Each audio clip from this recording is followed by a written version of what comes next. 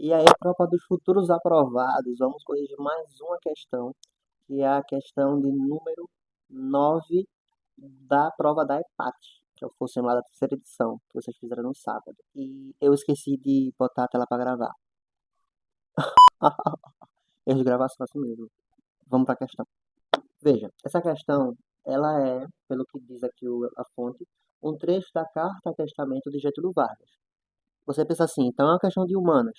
Não, não é uma questão de humanas. É uma questão de linguagem, de gênero textual. Vamos ler o enunciado primeiro para saber o que ele quer da gente. E vamos compreender, como eu sempre falei para vocês. Primeiro, compreenda o que o enunciado está pedindo e depois vá ao texto. Tem vezes que você nem precisa ir ao texto. Então vamos fazer uma boa interpretação. Aqui diz: o texto acima entrega um gênero histórico que teve ampla repercussão na vida política brasileira. Ele está se referindo a Getúlio Vargas. Nele, o autor constrói sua imagem como líder e mártir diante da crise que enfrentava. A finalidade comunicativa, a finalidade, no caso, o objetivo, a comunicativa do texto se realiza principalmente por meio de quê? Vamos pegar os pedacinhos. O autor. Quem foi o autor? Getúlio.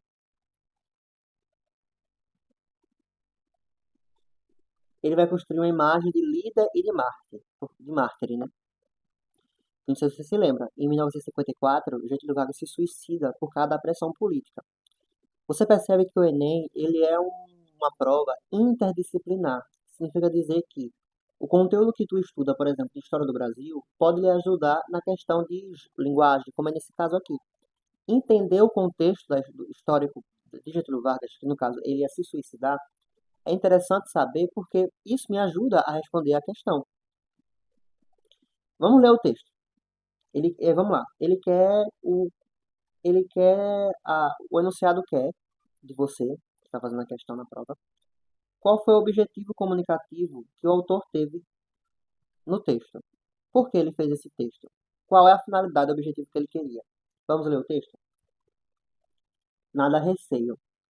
Serenamente dou o primeiro passo no caminho da eternidade e saio da vida para entrar na história.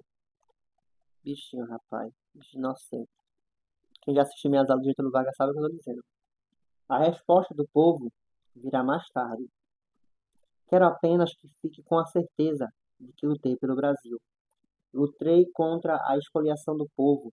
Tenho lutado de peito aberto. Não sei se vocês sabem, mas ele morreu de um tiro no coração. Foi bem metafórico isso aqui. Eu vos dei a minha vida. Quem olha assim pensa que eu sou. Ele pensa que é uma pessoa tão boa, rapaz. O bichinho já tudo lá. Agora ofereço a minha morte. Nada receio. No caso, ele não se arrepende de nada. O ódio será vencido pelo amor. Gente, parece um discurso igualzinho ao que nós temos atualmente. Trabalhadores do Brasil, levantai-vos contra a exploração dos que vos escravizam. Já que Getúlio Vargas foi uma pessoa muito importante para a questão do trabalhista. Foi ele que criou as leis do trabalho que a gente conhece hoje. Então vamos lá. A gente está vendo aqui que ele está se pondo como inocente, como aquele que lutou pelo povo brasileiro, nem parece que instaurou uma ditadura no Estado Novo, ou que botou medo dos comunistas aqui, botou medo do anticomunista aqui no Brasil todinho, que até hoje tem. Ai, que estalo bom. Afinal, ele está se mostrando aqui como uma pessoa muito boa, uma pessoa que lutou pelo povo, e agora vai se morrer como um santo, um mártir que vai ser canonizado pelo Vaticano. Concorda?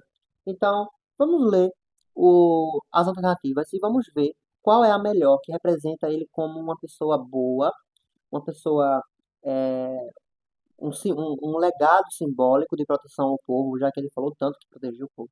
Vamos lá. Letra A. Da defesa técnica das medidas econômicas implantadas durante seu governo? Não, em nenhum momento ele fala sobre as medidas econômicas da era Vargas. Ele não está se referindo a isso, ele está se referindo à luta de Vargas para tirar o povo da escravidão, mesmo ele tendo instaurado uma ditadura, mas tudo bem, vamos deixar isso deixar abaixo. Então, essa não é a resposta porque ele não fala em nenhum momento as técnicas de medidas econômicas, como a industrialização nacional. Ele não fala. Está se referindo ao quê? Aos trabalhadores para se levantar contra a escravidão, já que foi ele que lutou de peito aberto, como ele mesmo falou na sua carta de testamento, que vai lutar, lutou pelo povo. E agora o povo tem que batalhar sozinho, já que ele agora vai morrer. Ele vai ser um mártir, ele vai conhecer o Senhor. Então não é a letra A. Letra B.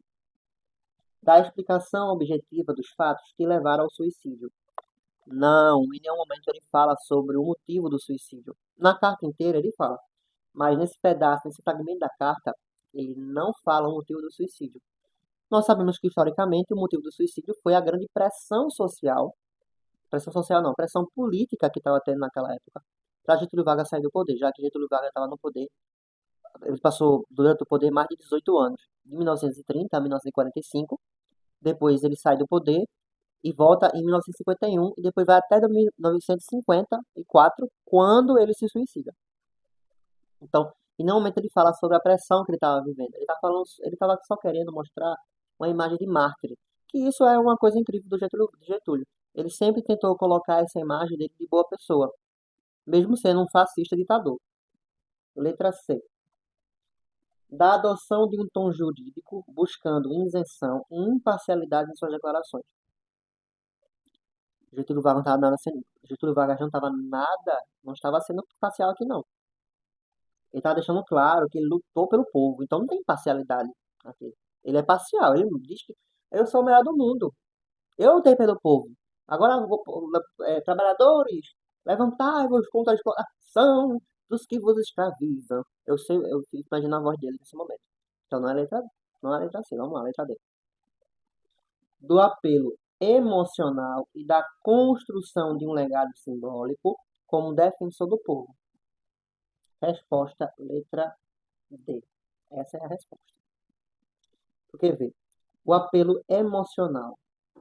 Em todo o texto, ele sempre usa a sensibilidade para se referir a ele próprio. Por exemplo, a emblemática fala dele que ele diz: saio da vida para entrar na história. Isso daqui é um apelo emocional, que realmente ele saiu da vida para entrar na história. E da construção de um legado simbólico como defensor do povo. Sim, gente, aqui ó, tenho lutado de peito aberto, vos dei a minha vida, lutei contra a expoliação do povo, lutei pelo Brasil.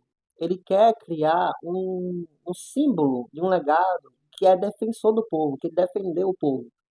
Não que ele foi um ditador fascista, não. Ele quer deixar no legado da história que ele foi uma pessoa boa e que ele foi um bom presidente.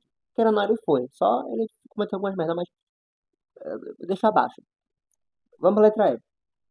Do uso da linguagem informal para criticar a imprensa e seus adversários políticos. Não. Em nenhum momento ele quer criticar os políticos. Ele não critica a imprensa. Ele na verdade, não está criticando ninguém. Ele está tentando construir um legado simbólico como defensor do povo na história.